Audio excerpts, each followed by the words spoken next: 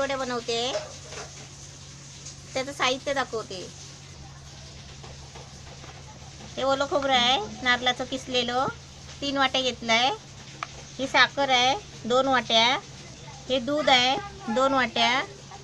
हे बदाम आहे म्हणजे आपल्याला पाहिजे तेवढे घ्यायचे। मी 5-6 घेतले बारीक करून। ही वेलची जायफळ पावडर आहे 1 चमचा घेणार आहे। आणि हे शुद्ध घी आहे हे 1 चमचा म्हणजे ताटाला लावायला। ताटाला नाही तर आपण पाटावर केलं तर पाटावर असं 1 चमचा। गॅस पेटवला आहे नाही तर कढई ठेवली आहे। आता त्याच्यामध्ये आहे ना मी खोबरं टाकते।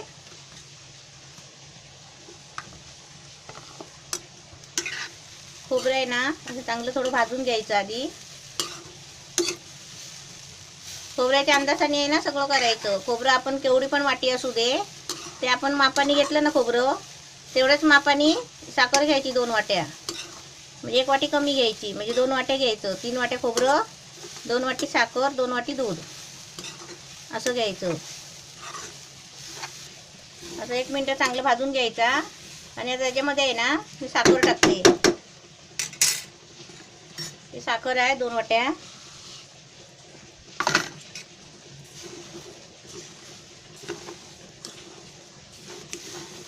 साखर जरा वितळली ना खोबऱ्यामध्ये मग नंतर दूध टाकायचं।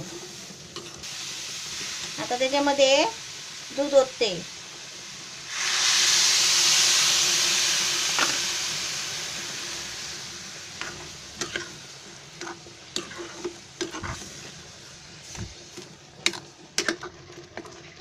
आता थोडं आहे ना सुकायला पाहिजे पण थोडं मी ढवळायचं ठेवते।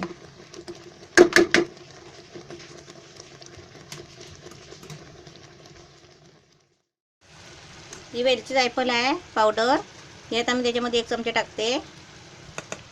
आणि आहे ना मस्तपैकी सुकून काढायचं चांगलं। तर मी दाखवते तुम्हाला।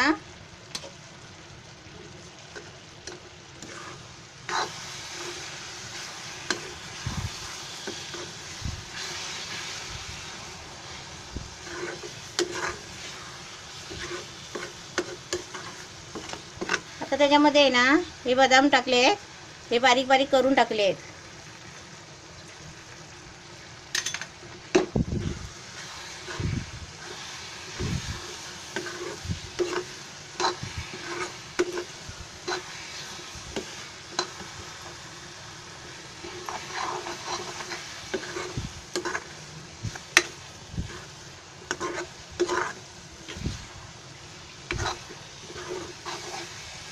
हे आता थोडं चरचरत आहे ना ते चरचरायचं बंद झालं ना मग आपलं चांगलं खोबरं म्हणजे झालं तयार असं समजायचं।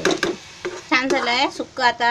हे बघा आता चरचरत पण नाही आहे एकदम म्हणजे गोळा झाल्यासारखं झालं आहे। आता आपण आता ताटामध्ये थापूया।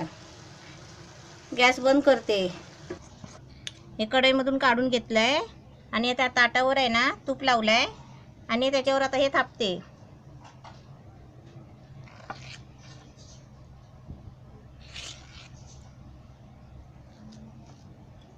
हे आहे ना असे थापायचे जरा म्हणजे थंडच करून थोडा घ्यायचा जास्त थंड पण नाही।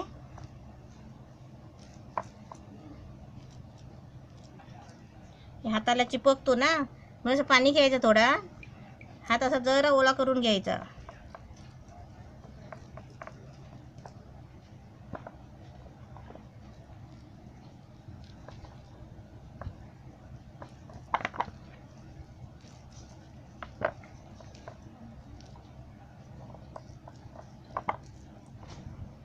असं चौकोनी आहे ना असं थापून घेतलाय। असं पाण्याचा हात घ्यायचा असं असं पाण्यात बुडवून घ्यायचा आणि मग असं थापायचा म्हणजे कसं हाताला चिपकत नाही। मग आता आहे ना आता हे थापून झालंय। हे आता थोडा वेळ आहे ना म्हणजे 2 मिनिटं थंड व्हायला द्यायचं। नंतर मी तुम्हाला वड्या कापून दाखवते। ह्याला 2 मिनिटं झाली आहे आणि आता ही सुकलाय पण थोडा आणि थोडंसं ओला आहे। आता मी त्याच्या वड्या कापते। आणि सुरी आहे ना ही बघा अशी पाण्यात बुडवायची। पाण्यात बुडवून आहे ना असं कापायचं। असे आता आहे ना छोटे छोटे वड्या कापून घेते। हे आता असे एका बाजूचे कापून घेतले आता ह्या बाजूचे असेच कापते. आता सर्व असे कापून घेतले आहे. आता ते वड्या काढून आहे ना तुम्हाला ह्या प्लेटमध्ये दाखवते.